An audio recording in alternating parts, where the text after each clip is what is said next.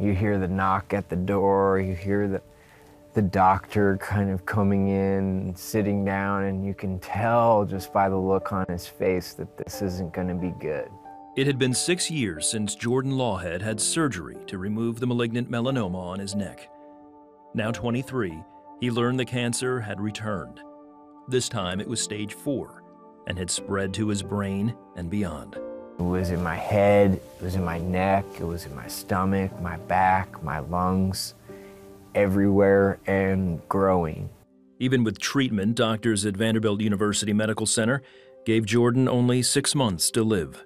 What you feel in that time is your heart is racing, and your mind is racing. You feel broken, completely broken, and devastated, and just reaching for whoever you can, and whoever you can, you're reaching for is broken too. Why him, Lord? Why not me?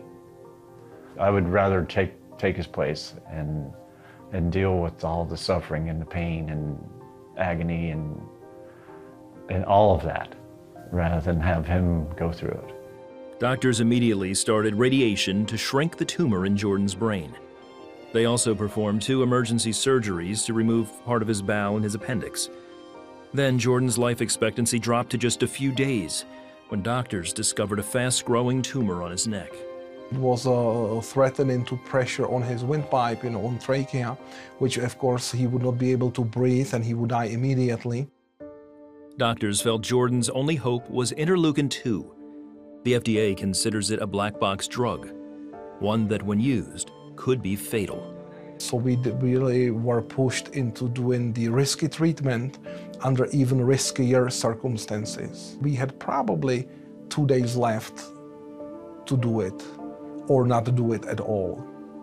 And it was in that moment I had to decide to believe that God has made us as individuals and not statistics.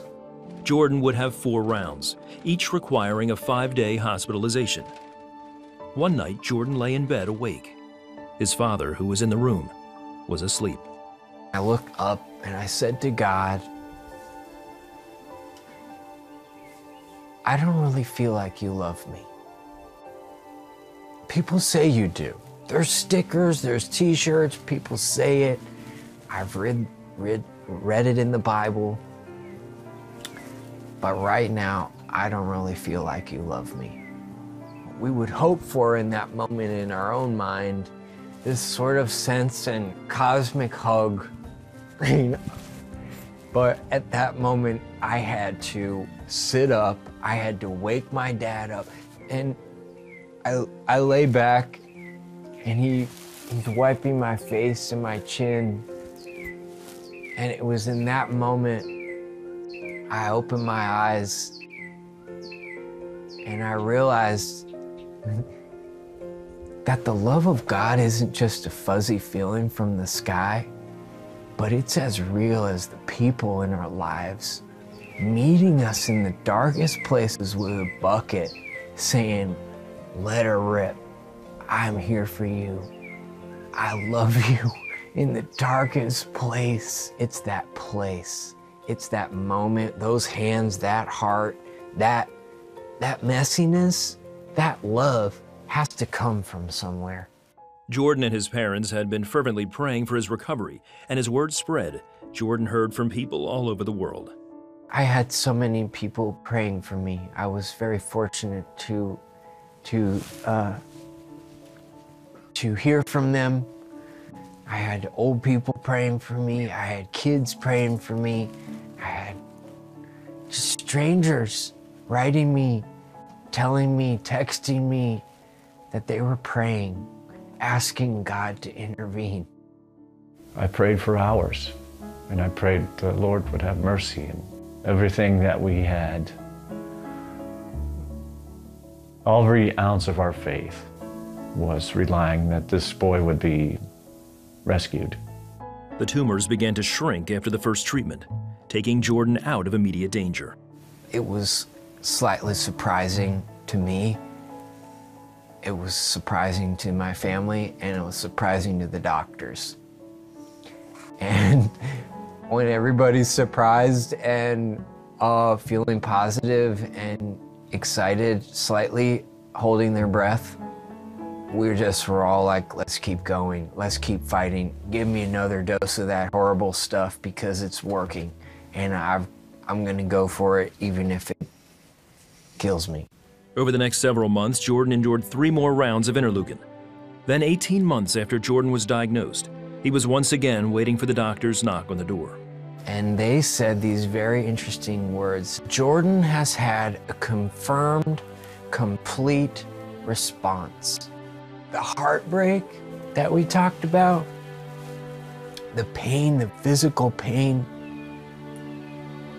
was redeemed. It was a confirmed, complete response to the drug, to the power of God intervening by all the people praying. It's been 8 years since Jordan was given 6 months to live. With only 2% recovery rate for these cases, Dr. Puzanov says Jordan beat the odds. He is now a 31-year-old man with no cancer visible in brain or in body. Today, Jordan is a songwriter and musician and runs youinspire.org, a website to encourage others who face similar trials. But most of all, he is grateful to a God of mercy who can be trusted.